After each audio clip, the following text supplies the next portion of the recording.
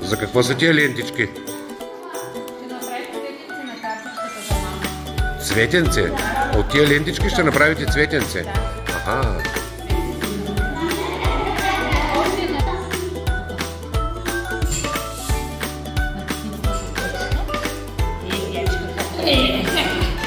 Сега трябва да залепим дръжката. Ще намажем с лепило малко. Хриси, тая красота за кого е? А мама! О, за 8 март. Правите с госпожата изненади. Да.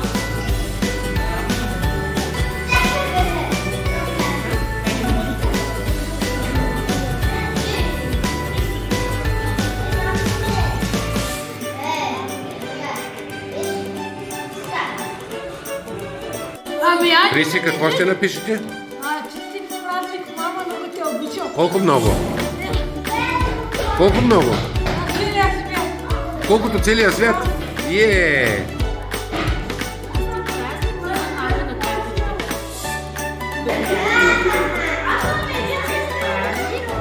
Мила мама. Алекс, какво е това?